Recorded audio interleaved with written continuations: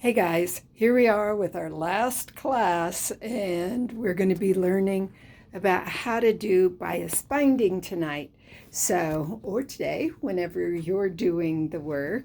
And let me switch the camera around, and the video is basically going to be a fast, easy way I've found for cutting bias binding. A lot of people are totally intimidated. And when I first started, I actually had this 2.5 inch ruler that you use to cut one strip at a time, which was a pain in the tush and didn't make it much easier. For small projects, not so bad. But if you're covering a quilt or making enough binding for a quilt, you need to think about an easy way to do it. So I did a bunch of searching online until I found something that I really liked. And so I'm going to show you that technique. Now, the first thing you do need to figure out is how much binding you're going to need for your quilt. Now, our quilts come out to about 60 by 60. So the math for that's pretty darn easy. So that would be 4 times 60 or 240. I usually add about 12 to 20 inches just for room to play for when you do the ends of the binding, which we'll be covering in a separate video. So to cut the binding itself, the first thing you want to do is take off your selvage and make sure your edges are square on your fabric. I have already squared this piece up. It's a small piece just for demonstration purposes.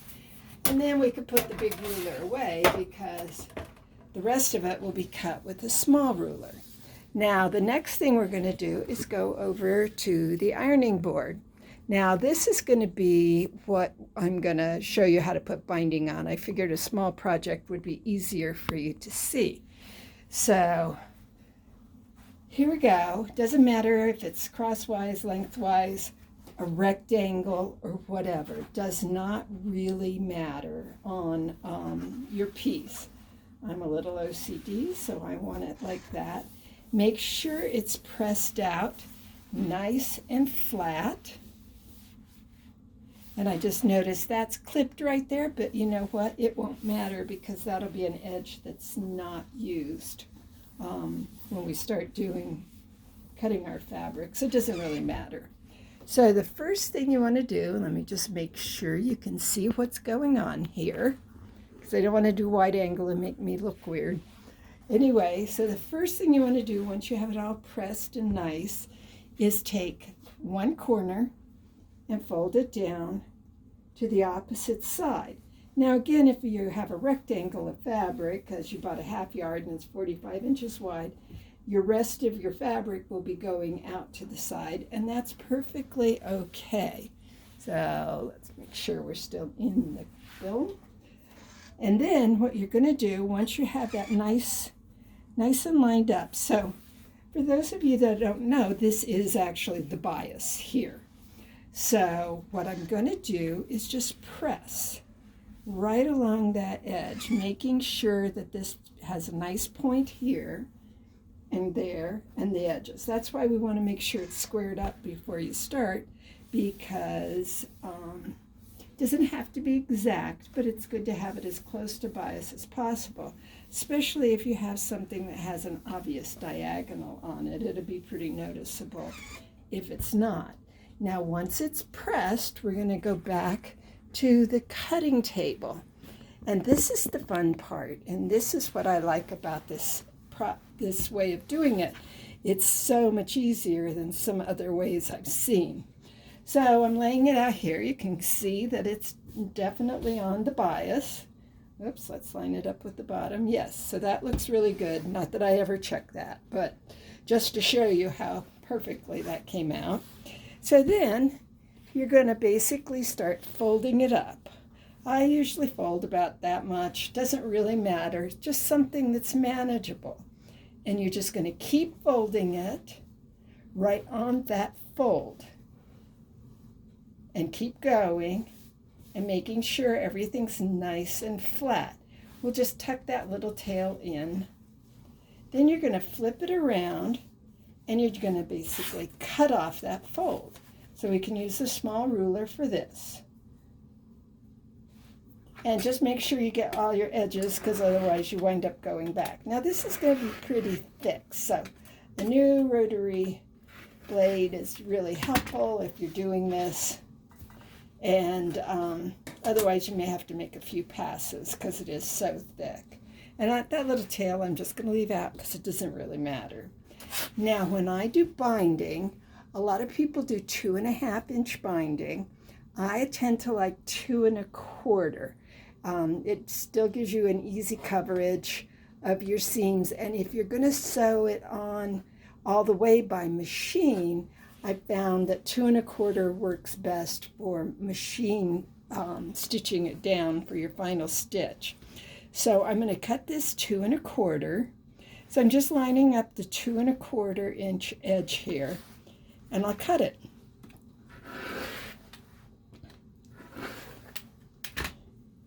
Yep, not quite. There we go. All right. And then when you unfold this, you have 2 perfect bias strips. Now I'm going to do another one because I want to show you how to prep this the rest of the way for sewing before you sew it onto the machine or onto your quilt. Onto your machine. I can talk. Oh my goodness. So anyway, so we'll use these 4 pieces. So if you notice, your end strips, the ends of your strips are on the diagonal. And what we're going to do is match those ends up. And the way you do that is putting right sides together. Now, if you notice, those go together quite nicely, but that's not how you do it with bias binding. What you want to do is have 2 opposite angles together. And you're going to line those up like that, offsetting them 1/4 inch. Now, it doesn't have to be exactly 1/4 inch, but when you stitch this, you want to stitch from that indent to this indent. That's really important for when you're fitting your bias together, because once you stitch that and unfold it, you want to have a straight line. And if you offset it too much or don't sew into those diagonals, you're not going to have lines that line up. So you can see something like that would happen if you're not stitching it correctly, because the way it's just pinned, you're not going to get an accurate view of that. So we'll move the pin a little bit so you can see that once that's sewn together correctly, you'll be fine. And then you want to just do that for all your pieces.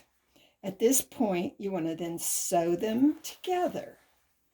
And once they're sewn together, I'll show you. So again, you're going to match your edges so it looks like that when you're matching your edges. And sew through those diagonals. Okay. Now what you want to do as you're pinning this together is then say, okay, how much am I really going to need?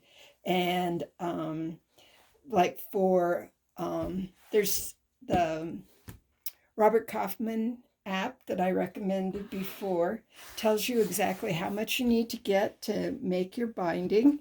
And I do that, but I usually get a little bit extra just because I like to not have too many little tiny strip pieces. So especially if it's something small. Probably, I think for our quilt, for the 60 by 60, it may be 1/2 or 3/4 of a yard. I don't remember at this point exactly what it was because it's a year ago since I made the quilt. So once your seams are stitched, I'm going to go off and do that and pause this, and go off and do the stitching, and then we'll come back and I'll show you a neat technique on how to press it. All right, so I have my pieces sewn together now. And so I'm going to flip around so we're on the ironing board again and show a fun technique that works really well for pressing. Now, one of the things I didn't talk about that I probably should have is that as you're pinning these together, I try to keep them stacked and with the pins going all in the same direction so that as you're sewing it, it's easy to see where you have your seams that you have to do. And I found that it's actually easier to start on the bottom one and sew that one, it goes off, then sew this one, it goes off, and then sew on and on. Now, to do your pressing of this, you're going to press it in half, long ways, of course. And the first thing you want to do is press your seams out flat. So let's see how well I did. So you'll notice that my edges are nice and matched up, but we have this dog ear here. Now you're going to want to cut that off at some point. You do not want that sewn in when you have your binding on. A lot of times I cut them off as I'm putting the binding on, but it's up to you, whatever works for you. And just make sure that seam is nice and flat. And I know I have one more seam, so I'll go ahead and do it. Now it doesn't really matter which direction your seams go in, because once it's folded, you're not going to have to deal with those anyway, so it doesn't really matter. So you can see on this one, it is a little bit off. So what I'm going to do when I trim that is just trim that off so it's nice and straight. Happens sometimes. If it's a tiny bit, don't worry about it. If it's a lot, you probably want to redo your seam because it's going to affect the width of your binding. So now we're going to start pressing this. And one of the things I found that works really nicely is as you press it, if you roll it into a roll, it's really easy to manage that way because you don't want to be messing with this and it getting all twisted and turned and whatever. Since it is bias, it will stretch. And so, which makes it good for when you're putting it on your quilt, especially if you're sewing curves. But when you don't want it stretching as you're working with it. So what I do is press, down a ways, and then I just start rolling it up. And I found the best way to hold it, and I usually do this on the raw edge side, is with clips, which Marcy carries, most quilt shops carry. And they work really great especially for doing binding. I use these a lot when I'm doing binding because your binding is so thick, especially for me because I use those skinny pins. The clips work really well for holding your binding in place. So then I clip it just so to hold that in together and then just kind of roll it up the rest of the way. And then I might just redo that clip depending on how thick it is. But as you're working along with a fairly large piece length of binding, you want to use several clips.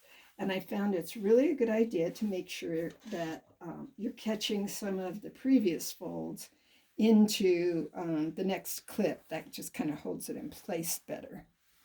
Now, the other reason I like to have it rolled up is one of the things that I found to be really helpful when I'm doing this at the sewing machine to keep it so it doesn't get all twisted up is I actually, if you'll notice on most sewing machines, there's an extra spool pin on the top, or sometimes there's a vertical one when you're actually using a horizontal one. On my new machine, I have that. And so I found that sticking this on a vertical spool pin holds it in place very nicely.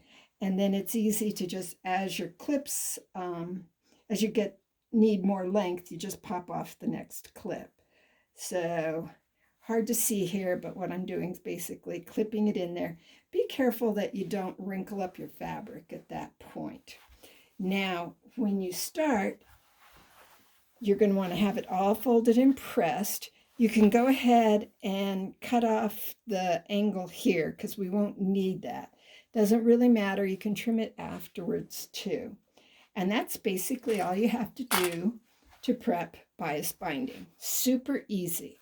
Again, the key is pressing that fold in so that it holds very nicely. And this way works really well. I've been known with other methods to actually cut it on the wrong edge and wind up with a very lot of short pieces, which is not good to do. Anyway, so the next video we'll talk about how to get this on and how to do mitered corners, which is something I didn't learn for a while after I started quilting, and was doing it an easier, what I thought was an easier way. Turns out mitered corners are actually really easy to do. So that'll be in the next video. Bye-bye.